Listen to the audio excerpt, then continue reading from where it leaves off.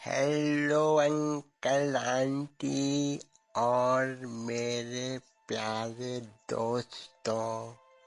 मेरा नाम अनिरुद्ध है और मैं आपके आस पास ही रहता हूँ।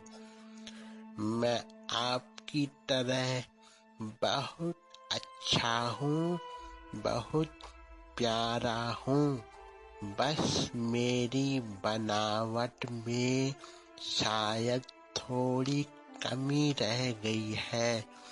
मेरे पास भी वही दिल है जो आपके पास है, वही मुस्कुराहट है, वही खुशी है जो आपके पास है।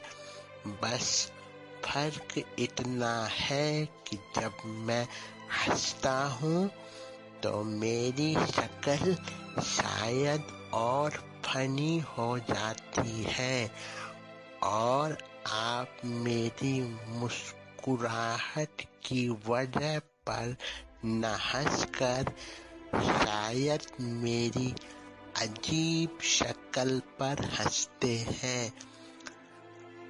आप सबसे रिक्वेस्ट है कि आप मुझ पर हंसने के बजाय मुझसे प्यार करें।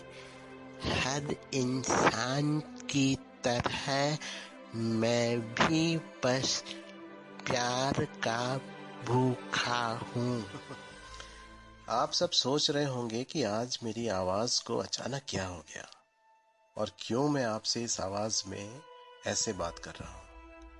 दरअसल आज मैं आपसे एक छोटे से बच्चे के बारे में कुछ बात करूंगा जिसका नाम अनिरुद्ध है और जो दुर्भाग्यवश पैदा होते ही एक विचित्र बीमारी की चपेट में आ गया था।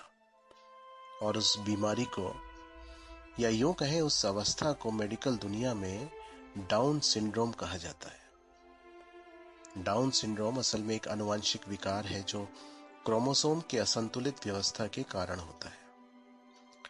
आमतौर पर डाउन सिंड्रोम का संबंध शारीरिक विकास में देरी, चेहरे की विषमताओं और हल्की बौद्धिक विकलांगता से है।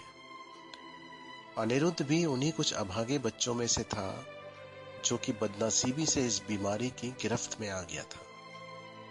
पर एक बात तो तय है कि ऐसे बच्चों को इस दुनिया में लाने के लिए यकीनन ईश्वर का भी कोई खास मकसद होता है। और शायद यही वजह होगी कि ऐसे बच्चों को स्पेशल चाइल्ड के नाम से भी जाना जाता है। अनिरुद्ध के पैदा होने के पहले से ही कितने खुश थे उसके माता पिता, कितने सपने देखे थे उसके माता पिता ने, सारी प्लानिंग कर ली थी। कहाँ पढ़ेगा, क्या बनेगा उनका बच्चा बड़ा होकर, अपनी जिंदगी में क्या कुछ हासिल करेगा, सब कुछ पहले से ही सोच रखा था उसके माँ बाप ने। खैर जाहिर सी बात थी कि अनिरुद्ध के पैदा होने पर जब उसके माता पिता को पता चला कि उनका बच्चा और बच्चों से कुछ अलग है, एक पल को कुछ मायूस जरूर हुए थे कि उन्हीं के साथ ऐसा क्यों। पर औलाद के रूप में भगवान के इस तोहफे को उन्होंने खुशी खुशी कबूल किया। उसी दिन हॉस्पिटल में ही उसकी मां ने उसका नाम अनिरुद्ध रखा था। अनिरुद्ध माने जिसके रास्ते में कोई रुकावट ना आए, और अगर आए भी तो अपनी हिम्मत और समझदारी से वो हर एक रुकावट को विजेता की तरह पार कर सके। ये शायद बहुत कम लोग जानते होंगे कि अनिरुद्ध के लिए उनका प्यार आज पहले से कहीं ज्यादा है। शुरू से ही बहुत लाड प्यार से पाला था अनिरुद्ध को उसके माता पिता ने। एक माँ बाप के लिए उनका बच्चा ही दुनिया में सब कुछ होता है। सबसे बड़ी खुशी और गुरूर उनका बच्चा ही तो होता है। अरे इसका दर्द उन माँ बाप से पूछिए साहब जिनको कोई औलाद नहीं है। अनिरुद्ध को शहर के सबसे अच्छे स्कूल में दाखिला दिलवाया था उसके माता पिता ने। उसको किसी खास बच्चों के स्कूल के बजाय आम बच्चों की स्कूल में भर्ती करवाया था, जिससे अनिरुद्ध के मन में कभी यह ख्याल ना आए कि वो और बच्चों से कुछ अलग है। स्कूल की फीस बजट से थोड़ा बाहर जरूर थी, पर फिर भी जैसे तैसे करके अच्छी नहीं बल्कि बहुत अच्छी परवरिश दे रहे थे अनिरुद्ध के माता पिता उसको। अच्छा, अनिरुद्ध भी अपने माँ बाप का अच्छा नहीं बल्कि बहुत अच्छा बच्चा साबित होने की पूरी कोशिश करता था। अब वो 7वीं क्लास में आ गया था। हमेशा अपनी क्लास में अव्वल रहता, सब टीचरों को चाहता था अनिरुद्ध, सभी से उसको बहुत प्यार मिलता। पर कभी कभी जब और बच्चों की अपेक्षा वो अपने कामों को करने में कुछ असहज हो जाता था, तब उसको अपनी उस कमी का कुछ पल के लिए एहसास जरूर होता था। पर वो फिर तुरंत अपना नाम याद करता कि अनिरुद्ध, यानी जिसको कोई परिस्थिति, कोई हालात रोक न सके, और वो फिर दोबारा उसी जज्बे, उसी हौसले से अपने काम को शिद्दत से पूरा करता। कमाल की लगन थी उसकी। आज अनिरुद्ध के स्कूल में पेरेंट्स टीचर मीटिंग होनी थी। कुछ बच्चे बहुत खुश थे क्योंकि आज उनकी तारीफ जो होने वाली थी। वहीं कुछ बच्चे कुछ डरे हुए से, सहमे हुए से भी थे क्योंकि आज सभी के सामने उनको डांट जो पड़ने वाली थी। अनिरुद्ध भी सुबह सुबह तैयार होकर अपने माता पिता के साथ स्कूल पहुंच गया था।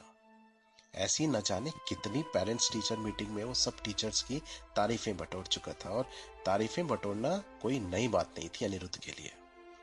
अपनी काबिलियत से अपने माँ बाप का सर हमेशा से ऊंचा किया था अनिरुद्ध ने। तभी सारे टीचर भी सभी बच्चों के माँ बाप से अनिरुद्ध की ही मिसाल देते, जिससे अनिरुद्ध के माँ बाप का सर फक्र से और ऊंचा हो जाता था। अनिरुद्ध के माता पिता अपनी बारी का इंतजार कर रहे थे, बस उनका नंबर आने ही वाला था। कुदरत के अजीब फलसफे से आज तक कोई बच सका है भला? अच्छा, वैसे तो काम करते समय या फिर पढ़ते वक्त अनिरुद्ध कुछ ठीक सा रहता, पर खाली समय में उसकी पलकें अपने आप बहुत बार झपकती थी और उसका मुंह भी कुछ टेढ़ा सा हो जाता। अभी भी शायद कुछ ऐसा ही हो रहा था। तभी उसको इस तरह से देखकर बगल में बैठे किसी बच्चे के पिता ने कहा, लो भाई, अब ऐसे बच्चों के साथ हमारे बच्चे भी मुंह टेढ़ा करना और आंख मारना सीखेंगे। हालांकि उस आदमी ने ये बात अपनी पत्नी से बहुत धीरे से कही थी, पर अनिरुद्ध ने सब सुन लिया था। मन में गुस्सा और दिल में कुछ मायूसी दौड़ गई थी अनिरुद्ध को ये सुनकर। आंखें भी कुछ भर सी आई थी उसकी। आंसुओं से भरी अपनी डबडबाई आंखों को उसने ऊपर किया और लाचार आंसुओं को छलकने से बचा लिया, ताकि उसके माँ बाप उसकी इस बेचारगी को न देख सके, क्योंकि अनिरुद्ध को इस तरह से उदास और मायूस देखकर उनकी हिम्मत टूट जाती। अनिरुद्ध की बारी आ चुकी थी। हमेशा की तरह आज भी सभी टीचर्स ने सबके सामने अनिरुद्ध को हर चीज में उसकी जम के तारीफ करी और कहा कि ऐसा बच्चा तो कुछ ही नसीब वाले माँ बाप को मिलता है। वो आदमी भी बड़ी हैरानी से अनिरुद्ध की तारीफ सुन रहा था, जिसने कुछ समय पहले अनिरुद्ध को मजाक के तौर में देखा था। उस आदमी का चेहरा अब देखने लायक था। अपने चेहरे से पसीना पोंछ रहा था वो आदमी। खैर, मीटिंग खत्म हुई और सब लोग अपने अपने घर वापस जाने लगे। तभी किसी के बहुत जोर से चिल्लाने की आवाज आई। Oh my God, someone has stolen my wallet in this school. What nonsense and rubbish is this? How pathetic the school management is. I had my ATM cards and credit card in it. I'll report it to police immediately for very sure. It's really very unfortunate that my kid is studying in such school where thieves are found roaming here and there. ये चिल्लाने की आवाज उसी आदमी की थी जिसने कुछ देर पहले अनिरुद्ध को बड़ी ही तंज भरी नजरों से देखा था। इतने में एक प्यारी सी आवाज ने उस आदमी के शोर के तीखेपन को ठंडा करते हुए कहा, अंकल, ये लीजिए अपना वॉलेट। अभी कैंटीन में आपकी जेब से गिर गया था। Please check for your important things in it. ये प्यारी सी आवाज अनिरुद्ध की थी, जो बड़े ही प्यार और अपनेपन से उस आदमी का हाथ पकड़े हुए था। इन हालातों में इससे पहले कि वो आदमी थैंक यू जैसा कोई मुर्दा और बेजार लफ्ज अनिरुद्ध को बोल पाता, अनिरुद्ध बोला, अंकल डोंट वरी, आपके बच्चे हम जैसे बच्चों के साथ मुंह टेढ़ा करना और आंख मारना तो नहीं, पर हाँ ईमानदारी जरूर सीख सकते हैं। ये कहकर अनिरुद्ध अपने माता पिता के साथ घर की ओर चल दिया। अपने चेहरे पर शर्मिंदगी लिए वो आदमी अवाक था और अपने बटुए को अपनी पैंट की पीछे वाली जेब में डालने की कोशिश कर रहा था, पर बटुआ भी अब शायद उस आदमी की जेब में जाने से कतरा रहा था। बटुए को खोलकर जब उस आदमी ने देखा तो उसमें एटीएम कार्ड, क्रेडिट कार्ड और पैसों के अलावा एक छोटा सा प्यारा सा फूल था और एक पर्ची भी थी। पर्ची खोलकर जब उस आदमी ने पढ़ा तो उसकी आंखें आंसुओं से भर गई। पर्ची में लिखा था, एक बार सच्चे दिल से अपने बेटे के चेहरे को भी देखिएगा, उसमें आपको कहीं न कहीं मैं ही दिखूंगा। हमसे प्यार करिए अंकल, हंसिए मत।